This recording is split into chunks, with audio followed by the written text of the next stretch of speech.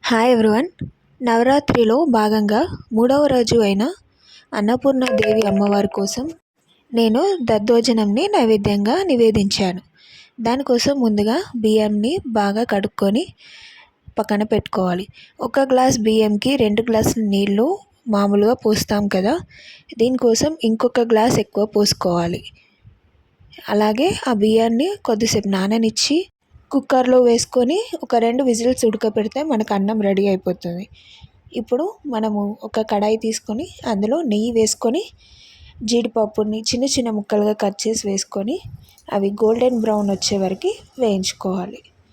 ఇప్పుడు అలా వేయించుకున్న జీడిపప్పుని మనము పక్కన తీసి పెట్టుకోవాలి. ఇప్పుడు అదే కడాయిలో ఉన్న నెయ్యిలోనే మనకి కావాలనుకుంటే కొంచెం నూనె కానీ నెయ్యి కానీ యాడ్ చేసుకోవచ్చు.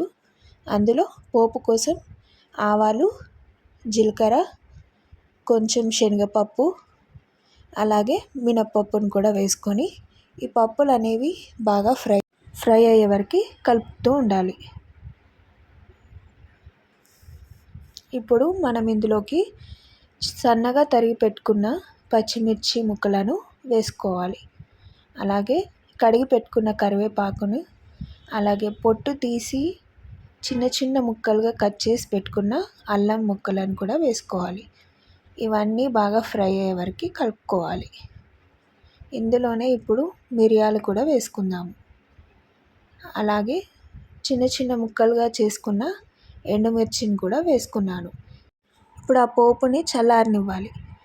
ఇప్పుడు మనకి కావాల్సినంత పెరుగులో ఉప్పు వేసుకొని బాగా కలుపుకొని అన్నంని మెత్తగా చేసుకొని ఆ పెరుగుని అన్నంలో వేసుకొని తగినన్ని పాలు, కొన్ని నీళ్ళు కూడా వేసుకొని మనం పెట్టుకున్న పోపును కూడా ఇందులో కలుపుకుంటే మన దద్దోజనం అనేది రెడీ అయిపోతుంది. మా ఛానల్ని మీరు లైక్, షేర్ అండ్ సబ్స్క్రైబ్